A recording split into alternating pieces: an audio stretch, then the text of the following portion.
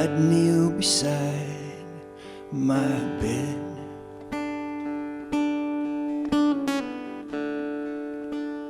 Dad would tuck me in after all my prayers were said. Then he'd tiptoe out the door and turn that hall light on.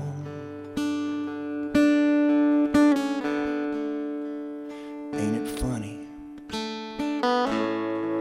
how those little things mean so much when we're grown?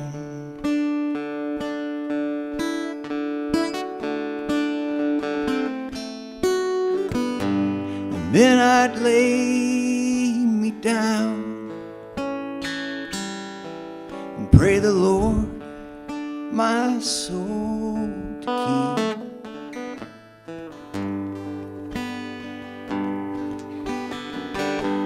And ask Him to protect me if I should die while in my sleep. And if I'd wake up in the night, I knew that I could see an open door and down the hall, a light He'd left on for me.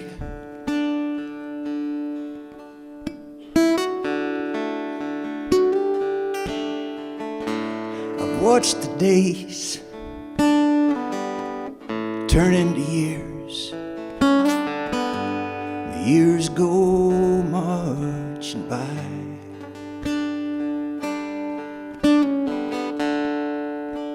The memories stand still, but oh how the time did fly. Tonight I'll tiptoe out the door and turn that hall light on, and think how it's funny how those little things don't change much when we're grown.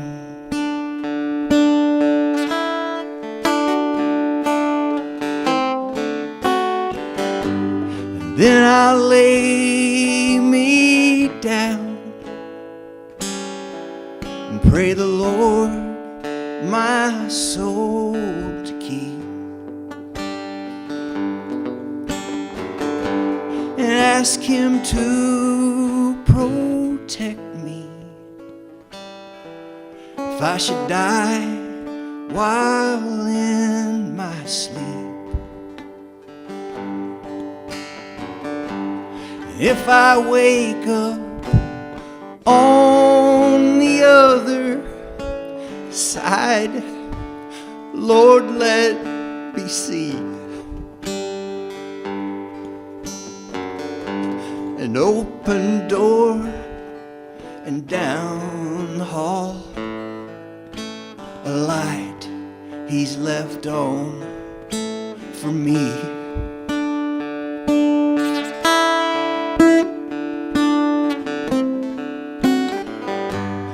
If I wake up on the other side, Dad, let me see an open door and down the hall, a light You've left on for me.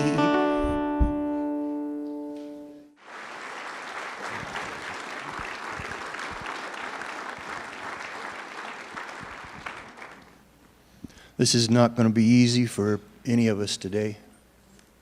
I know a lot of you are hurting, so am I. The whole family is. To reassure my mom, she was concerned because I didn't have notes. Mom, I wrote some notes down. This is my sermon.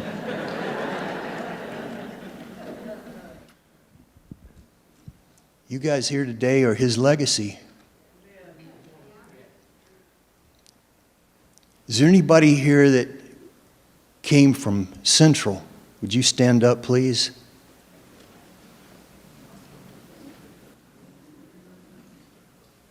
That's a long time, guys.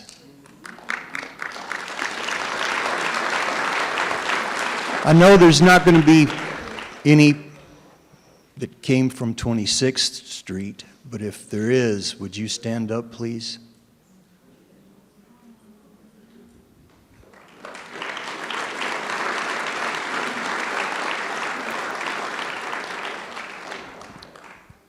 Those people have followed my dad and his teaching for most of their lives.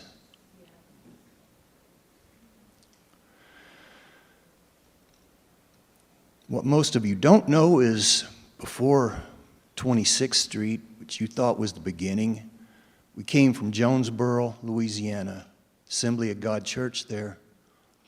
Before that, came from Logansport, Louisiana, little tiny brick building. Well, when I was small, I thought it was huge. I went back years later to look at it, and I couldn't believe how small it was. Before that, we came from a little place called South Oak Grove. We had a trailer beside the church, and my dad would come home from his Bible school, take off his shoes, sit on the couch.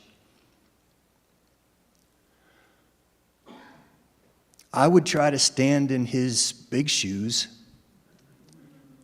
that didn't fit me, and try to walk around in them. Well, I was unsteady because they were too big. He would always hold out his hand to steady me so that I wouldn't fall, just like he's doing here today. I don't know anything about preaching. I've never done it before. But today, we'll try to go back to the basics. This will not be a traditional sermon, but this is not a traditional Sunday. A week ago today, my dad, your pastor, stood here and gave what I thought was the best sermon he had ever given.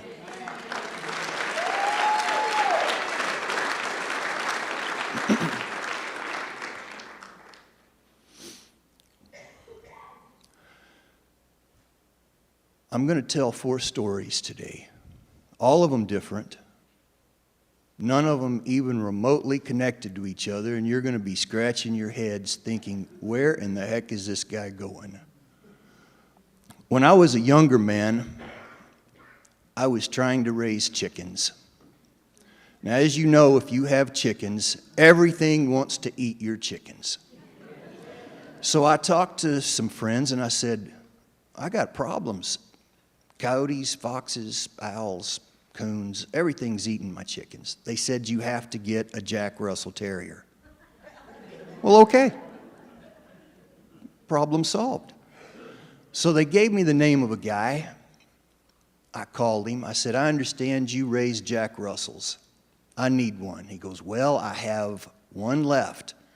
It was the one I was going to keep for myself. Whew, that did it. Yeah, that's the one I want. He said, but he's $600. I'll take him. Did I say that out loud? $600, that's a lot of money to me back then. Well, he brought him over, and I looked at the dog, and I was not impressed. He was small. His head was too big for his body. His legs were too short. He had a little stumpy tail. And he looked like he was made out of spare parts.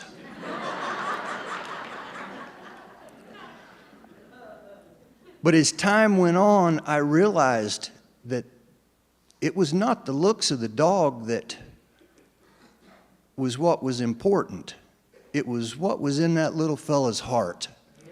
He became loyal, and he knew his job was to protect the chickens, protect the eggs, and he took it seriously. Sometimes he would want to get out of the house just to go check his hen nest, make sure everything was okay. But when I'd come home, he'd jump up to me, twirl around, completely excited, whether I was gone a day or 10 minutes. It didn't matter. He was just happy. One day I came home, he wasn't there. I was like, where is my dog? And I saw him over in the corner of the yard, all squatted down, his tail hunkered between his legs. I said, Tanner, come here. He looked around. He couldn't look at me. I said, what is wrong with this dog? I said, Tanner, come here. Oh, it hurt him, just that I called his voice.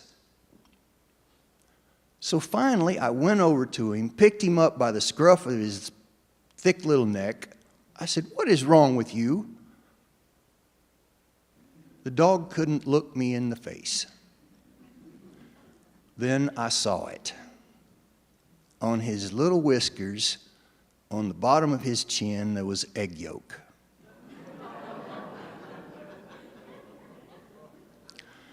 So I told him what a terrible dog he was, how he wasn't worth anything. I should send him to the pound with all the other unwanted dogs. He was just terrible. And then I swatted him on his little rear end, tossed him on the ground, and a miracle happened. He jumped back up into my arms, jumped back down, ran to the house, jumped on the porch, because he was forgiven. What he had done that was making him too ashamed to look at me was now washed clean. He was right with the world again. He had the right to jump up on the porch, wait for me, climb on the couch, crawl into my lap, and leave his bristly little Jack Russell dog hairs all over my clothes because he had been forgiven. You know, it's the same with a lot of us. Sometimes we need to be forgiven for something that we've done. My next story is about a little boy I saw on a video years ago. His mother was filming him from around the corner. He'd pulled up a chair and was up on the counter, and both hands wrist deep in her chocolate icing. Well, she went back down the hall, clomped back up to the front, made a lot of noise so he would know she was coming, still filming. And when she came around the corner, she said, "What are you doing?" Well, he was standing on the floor with his hands behind his back. He said, "I'm not doing nothing, Mama." She said, "Are you sure?" I was, "Yes, Mama, I'm just standing here doing nothing wrong." She took out her mirror that all women have, and she put it up to his face. And then he knew that anybody that looked at him could know that he was lying. It's true with a lot of us also. The next story is a little longer. It's about a friend I had back when I was a kid. I'm not going to say who he is, because if I did, his wife, Martha,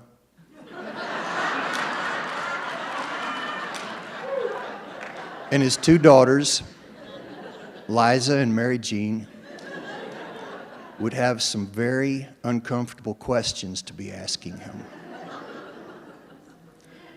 When we were 13, his mother and father, Floyd and Georgia, took us to Worlds of Fun. That's a big place, lots to do, lots to look at. Well, Mark, unnamed person. Mark focused like a laser on the roller coaster. I didn't want to go. There's no way I wanted to get on that thing. But he kept on, kept nagging. Finally, he pulled the last punch. He called me chicken. Well, if you're 13 years old, people can't call you chicken. Nuh-uh. I agreed. So we went and we got in line, and we stood there in the back of that line. It's not too scary in the back of the line. Up front, we could hear them say, next, then one step forward. Next, one more step forward. When you're young and starting out in life, and it's all ahead of you, one step forward doesn't mean that much.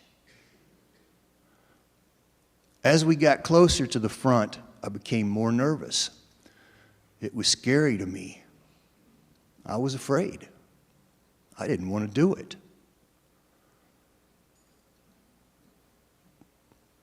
But when you get to the front of the line, it's too late to turn around. You don't have a redo. You can't take a step back. Well, it came our turn. Next, one step forward.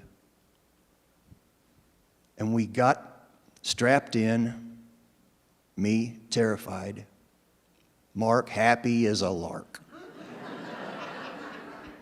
We started out very slowly at first, and then it started going up, and then steeper and steeper and steeper. Click clonk, click clonk, click clonk. Oh God, this is not what I paid for. It's worse than I thought. It's clunking. Something has to be broken. Mark, why are you so happy? We're about to die. We went higher and higher and higher. I stopped breathing. Everybody knows there's no oxygen up that high. Mark still waving his hands up and down. Woo-hoo. Will you shut up already? Have you no respect for the dead? We got to the crest, and I looked around, and it was unbelievably high. And then the fall. Well, now I couldn't breathe because we were going too fast. And Mark still had his hands up, but now he's screaming, but it's different. It's a different tenor. And I pushed my head over as much as I could get it. He wasn't happy anymore.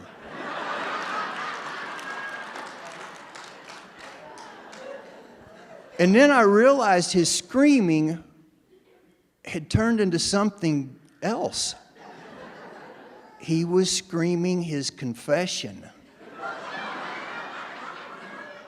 And I sat there in awe at the things that I was hearing.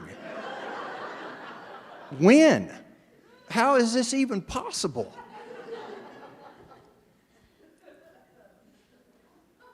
Well, somewhere up at the top of that roller coaster, I'm going to call it the soul ripper. I don't know what it was called. But my soul had somewhere left my body and was hovering somewhere around 1,000 feet up looking for me. And Mark was crying hysterically about everything he had ever done and swearing an oath that if he survived, he would never again do this and this and this and this. Like, Mark, you should have died up there. I mean, you really don't have anything left to live for.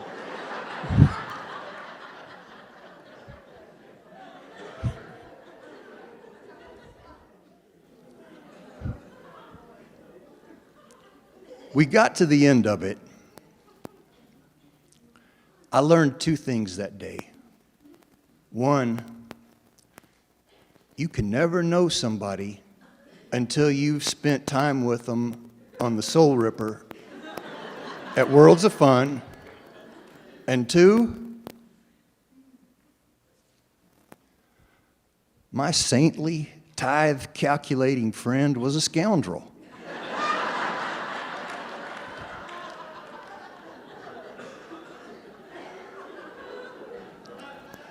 Hey, just call it like I see it, Mark.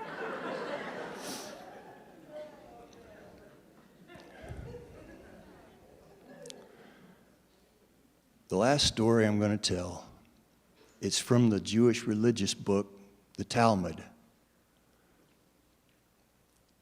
The title is Four Sages Go to the Garden.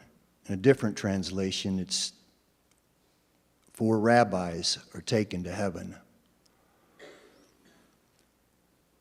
Before they get there, they're warned.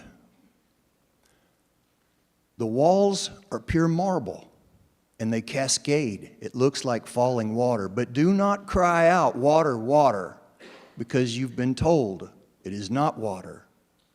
And only truth can exist in heaven.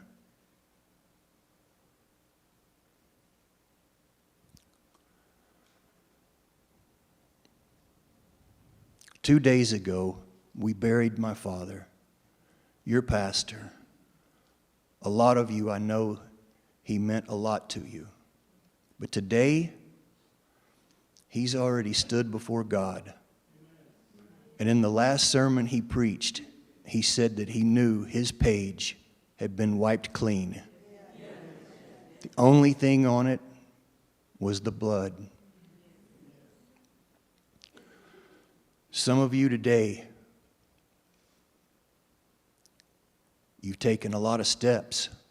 You've heard one step forward a lot of times. One day, that trip my father took, you'll be taking it also.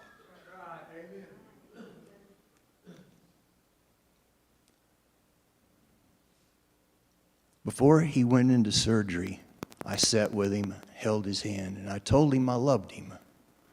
He said, I love you too.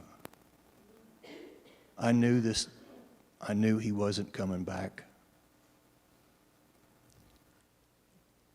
So holding his hand, I said, Dad, wait for me. He looked me in the eyes and nodded and said, okay. My father never made a promise to me he didn't keep in this life. I don't believe he made one that he won't keep in the next.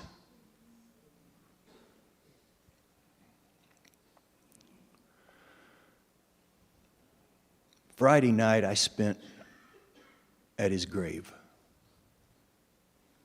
Mark stayed with me till 2 o'clock in the morning. And I didn't understand what I was doing there. We both felt lost, not sure what to do.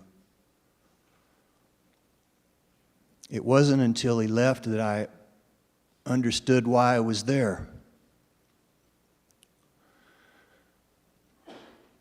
You guys that are here today are his legacy. He laid a foundation over those decades for us to stand on. And even though today we come in shaky, unsure what to do, the foundation, it's firm. It's solid ground. Because it was built on a rock.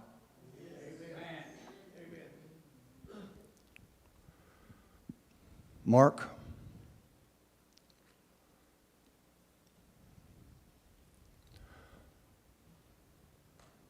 I know you're hurting just as much as any of the rest of us, probably more so. I've seen you cry as many times as I have during this. Just 1 week ago, he stood here. He will not be here again. But the words that you've listened to him say over these past 50 years, that's our foundation to stand on. One day all of us are going to face that same road. Will you come and stand before God like the little dog who was too ashamed because of something he had done? Will you stand before God like the little boy, denying that you've done anything wrong, until God holds up the mirror so you can see for yourself what you look like? Only truth can exist in heaven. Amen. Or will you come before God like a screaming 13-year-old boy?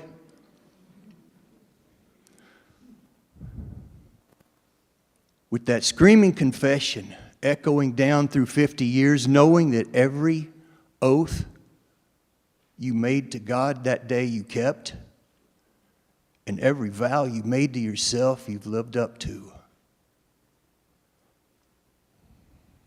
All of us will face the same thing. The difference is how you come before God. What's in your heart, because only truth can exist in heaven. You don't have anything left to bring with you. And that's the only thing that will show. There's not going to be an altar call today. But if any of you guys, especially the elders and deacons that walked the man to his grave, feel like you've been unsteady and unsure and confused about where things go from now, this is the time to come down here and let the man know that your vows to be here for him and the church are still there. This is where your foundation is. This is where you're going to find your solid ground. Today here is where you regain your balance, because we're all going to need it going forward. That's going to close out my sermon today. But if any of you do wish to pay that man what you owe him, this will be the time to do it. That'll be it.